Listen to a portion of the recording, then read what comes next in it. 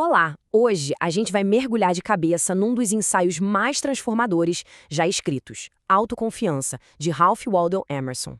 Pensa bem, lá no século XIX ele escreveu um guia que continua super poderoso, um verdadeiro manual para a gente aprender a confiar na nossa própria voz interior.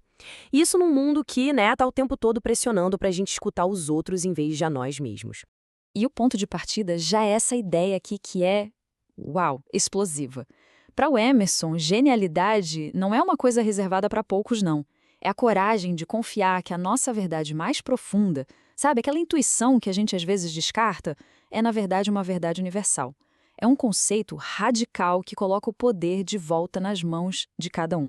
Então, o nosso caminho vai ser explorar 5 temas centrais desse ensaio. A gente começa com o gênio que existe dentro de cada um, depois passa pelos obstáculos, tantos de fora quanto os de dentro, aí a gente descobre a fonte do nosso poder e, por fim, vê como colocar tudo isso em prática no dia a dia.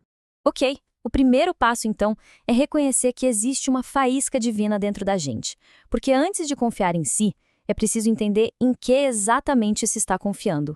Para Emerson, autoconfiança é muito mais do que só uma postura positiva. É uma aceitação radical. É entender que invejar outra pessoa é ignorar o próprio potencial.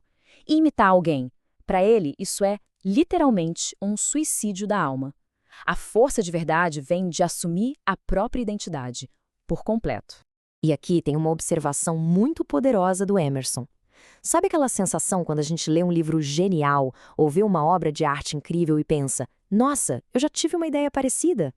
Então, segundo ele, isso não é coincidência. As grandes obras só ecoam verdades que a gente já acessou, mas que por falta de confiança acabamos deixando de lado.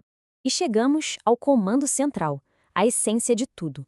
Confiar em si não é uma sugestão, é tipo uma lei fundamental da natureza humana.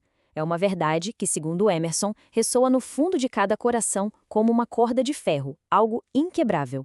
Mas aí fica a pergunta, se essa confiança é algo tão natural, por que é tão difícil de praticar? Emerson identifica o principal culpado, a pressão constante da sociedade para a gente se conformar, para ser igual a todo mundo. Essa comparação aqui mostra o conflito de um jeito brilhante. Emerson diz que a sociedade é como uma empresa que exige que a gente sacrifique nossa liberdade em troca de segurança. Ela valoriza nomes, não as pessoas por trás deles. Prefere os costumes à verdade, a conformidade é a sua maior virtude e a autoconfiança a sua maior ameaça. E o que é ser um não conformista para o Emerson? Não é ser rebelde sem causa, não. É simplesmente lutar para ser um ser humano autêntico. É se recusar a deixar que o mundo transforme a gente numa cópia. É a busca pela integridade da nossa própria mente. E as consequências de ceder essa pressão, segundo ele, são bem sérias. A conformidade enfraquece a gente, dispersa a nossa força, faz a gente perder tempo e, o pior de tudo, borra a imagem do nosso caráter. Como diz ali no slide, ela faz com que as nossas verdades não sejam completamente verdadeiras. Bom, já vimos o inimigo externo, que é a sociedade. Mas o Emerson alerta para um adversário que é ainda mais sutil e que vive dentro da nossa cabeça. O medo de sermos inconsistentes. Essa aqui é, talvez, a frase mais famosa do Emerson. Um hobgoblin é como se fosse um bicho-papão, um fantasminha que fica assombrando. E para ele, essa necessidade obsessiva de ser sempre consistente, de nunca contradizer o que já foi dito, é o que mantém as mentes pequenas assustadas. E o ponto principal é esse chamado radical à autenticidade do agora. Emerson nos liberta da prisão das nossas opiniões passadas. Crescer exige mudança. Ser fiel a si mesmo significa ser fiel ao eu de agora, não ao de ontem. É uma ideia libertadora, né? E isso leva a uma conclusão muito forte. Quando alguém está sempre evoluindo e falando a sua verdade do momento, ser mal interpretado é quase inevitável. Emerson lembra que figuras como Sócrates, Jesus, Copérnico, Newton, todos eles foram mal interpretados em sua época. A grandeza não busca aprovação, ela busca a verdade. Então, qual é a solução? Como superar a pressão da sociedade e essa armadilha da consistência? A resposta de Emerson é uma força que todo mundo tem, mas que poucos acessam de verdade: a intuição.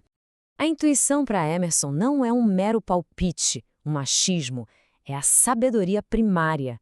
A fonte de onde todos os outros ensinamentos vêm é a nossa conexão direta com a verdade universal, antes que ela seja filtrada por livros, tradições ou pela opinião dos outros. Mas afinal, o que é essa intuição? Ela é a origem de toda a ação e pensamentos genuínos.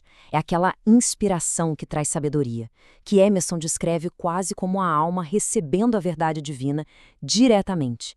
E o seu maior poder é permitir que a gente viva no presente, sabe? Acima das limitações do tempo, livre do peso do passado e da ansiedade do futuro. Chegando na parte final, a pergunta que fica é: tá, mas como tudo isso se traduz em ações? Como é, na prática, uma vida guiada pela autoconfiança?